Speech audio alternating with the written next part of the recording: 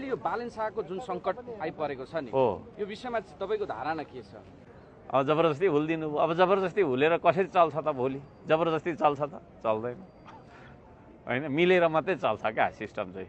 जबरजस्ती भयो म त फिल गर्दिनँ त्यस्तो। फेरि म त लडेर आएको मान्छे हो कि म चाहिँ आन्दोलनबाट आएको मान्छे हो क्या। बालनजीले त्यो गर्नु भएको छैन होला, अब गर्नुपर्छ उहाँले। हो अब उहाँ खुलेर बोल्नु भएको छैन, खोइ कोन त किन हो। महानगरमा तोडफोडमा पनि तपाईँले भन्नुभएको थियो मेयर साहब तपाईँ निकै सोझो हुनु पर्यो, सोझो हुनुभयो, अब बाङ्गिन पर्यो भन्नुभएको थियो नि, के भन्नु खोज्नुभयो मेयर साहब? उहाँ सोझै हुनुहुन्छ होइन। के अरे हामी चाहिँ अभियान र आन्दोलनबाट आएको मान्छे हो कि, त्यसले गर्दाखेरि हामी अलिक बाङ्गै छौँ। म चाहिँ बाङ्गै छु, उहाँ पनि अलिकति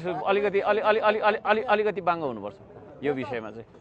त्यस्तो कार्य तपाईँकोमा भएको भए तपाईँको प्रतिक्रिया चाहिँ के हुन्थ्यो? मेरो त अर्कै खालको हुन्थ्यो। मेरो त अर्कै खालको हुन्थ्यो होइन। हामी जस्तोले भनेको कुराहरू सुन्नु पर्यो नि त। बालनजीले भनेको कुरा सुन्नु पर्यो होला, हर्क साम्पाङले भनेको कुरा सुन्नु पर्यो होला, कुलमान घिसिङले भनेको कुराहरू सुन्नु पर्यो होला होइन। यी कुराहरू सुन्नु पर्दैन होला त? ती कुराहरूभित्र केही कुरा चाहिँ छ क्या। अब त उहाँहरूले हामीले जे गर्यौँ त्यही ठिक छ भनेर अगाडि बढ्नुहुन्छ भने भोलि फेरि आउनु पनि सक्छ फेरि गइसकेको व्यवस्था। त्यही त तपाईँहरू जस्तो गणतन्त्रको सुन्दर फुलहरू चाहिँ अहिले सङ्कटमा परेको बाहिर चर्चा छ र त्यस्तै देखिन्छ कि। अब रवि लामी छाने पानी नपाएको होइन, तपाईँ पानी नपाएर छटपटेको। अब यता बालेन शाह आफ्नै होइन प्रमुख प्रशासकीयको एउटा को ल्याउने भन्ने विवादमा यो झमेलामा पर्नु भएको छ। तपाईँहरू नै यो झमेलामा चङ्गुलमा पर्दै गर्दाखेरि यो व्यवस्था प्रश्न त अझै उठेको छ नि होइन? छ त, त्यही त भनेको त। हामी भनेको चाहिँ कस्तो भने प्योर एउटा स्वतन्त्र नागरिकको, स्वतन्त्र नेपाली जनताको प्रतिनिधित्व गर्छौँ क्या। कुनै दलमा छैन नि त।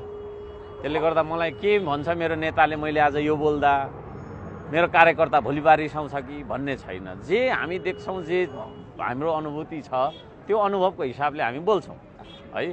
र जे मैले बोल्दैछु नि यही हो जनताले अहिले बोलिरहेको कुरा जस्तो मलाई चाहिँ लाग्छ है। त्यो भ्यू पोइन्टबाट हेर्छु। अब हामीले बोलेको कुरा चाहिँ अब उहाँहरूले सुन्नुहुन्न भन्नुको मतलब आम पब्लिकले बोलेको नसुनेको। त्यसो हुँदाखेरि चाहिँ पब्लिक अहिले रुष्ट हुनुहुन्छ होइन। पब्लिक रुष्ट भएर मैले भन्दैछु त गइसकेको व्यवस्था आउनु पनि सक्छ। अहिले यो बालेन शाहको जुन सङ्कट आइपरेको छ नि, यो विषयमा तपाईँको धारणा के छ? उहाँको कुरा सुन्दाखेरि अब प्रमुख प्रशासकीय अधिकृतले चाहिँ नि अब